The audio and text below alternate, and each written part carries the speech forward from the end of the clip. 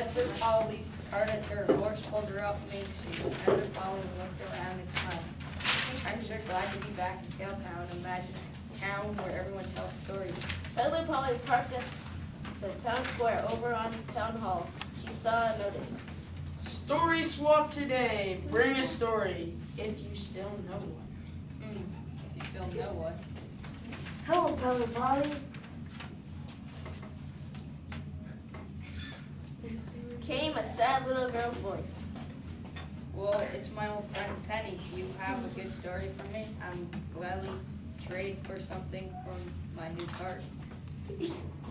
Penny stopped and sniffed. I don't have any stories at all. Let's see what the Taletown does. We're all losing our stories. Losing your stories, whatever you mean.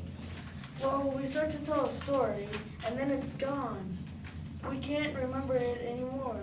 Come to Story Swap this afternoon and see.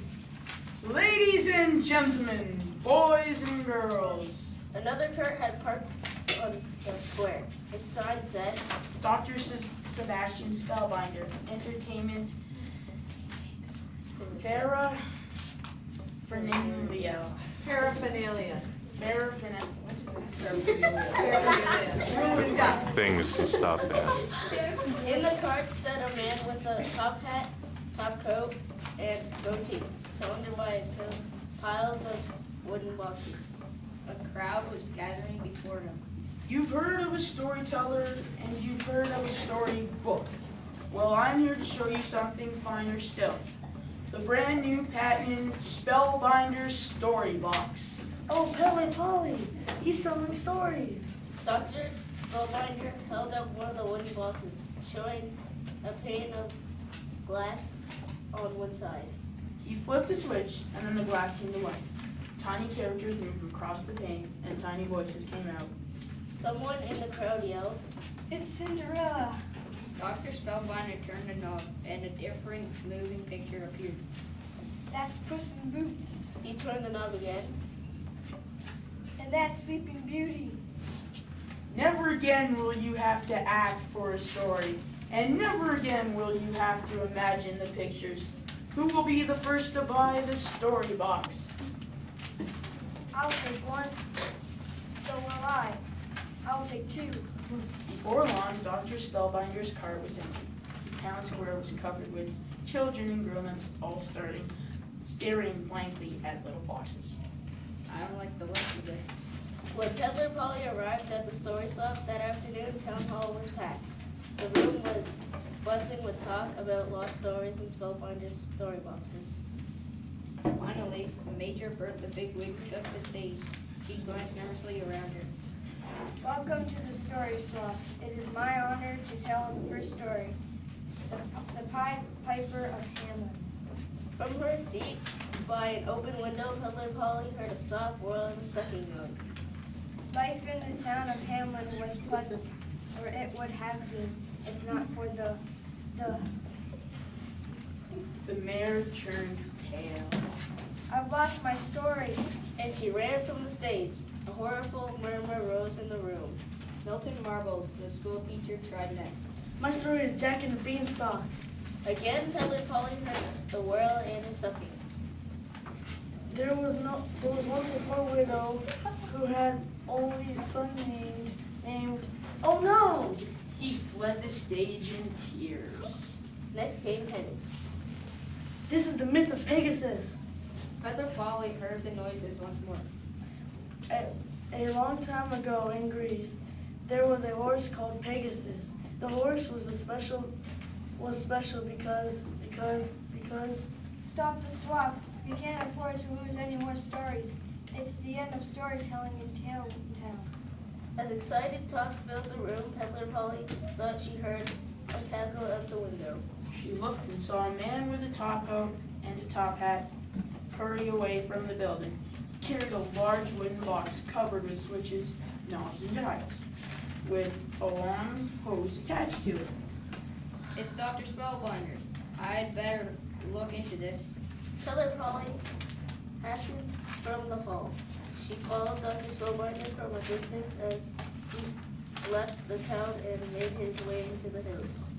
At last, Dr. Spellbinder disappeared through the mouth of a cave. Peddler Polly followed him and stopped in astonishment. The huge cave was filled with mechanisms and contraptions, all of them noisily pulling or pushing or pulsing or pounding. Dr. Spellbinder stood at a workbench covered with story boxes and other strange devices. He set down the big box he was carrying and had it wanted me. 3 more stories to put in my story boxes, and all thanks to my brilliant invention, the Spellbinder Story Sucker.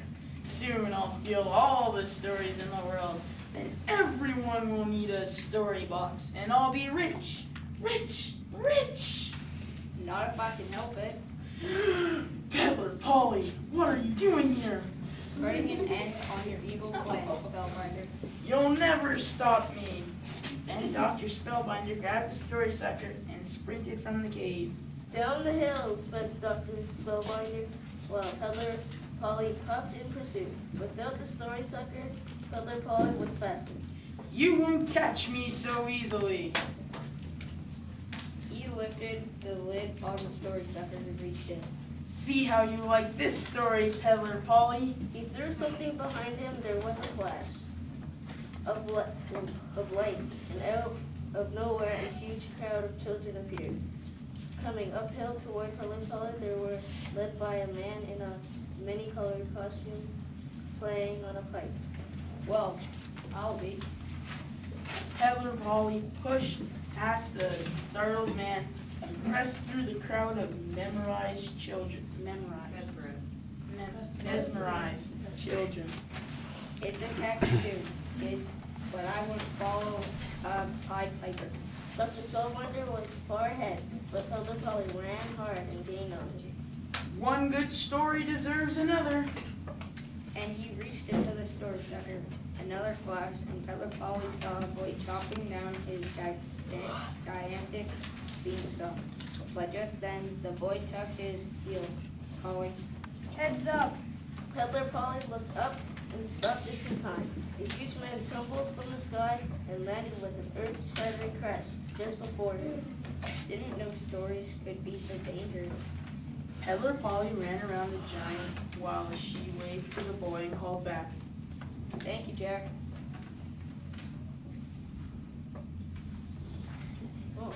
Dr. Spellbinder had vanished behind a hill and Peddler Polly panted after him.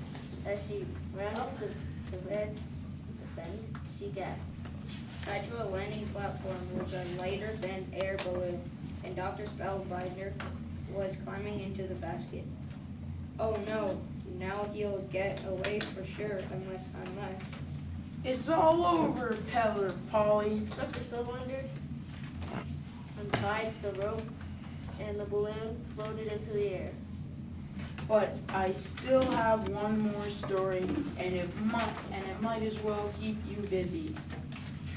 If it's the one I think it is. Dr. Spellbinder threw it to the ground.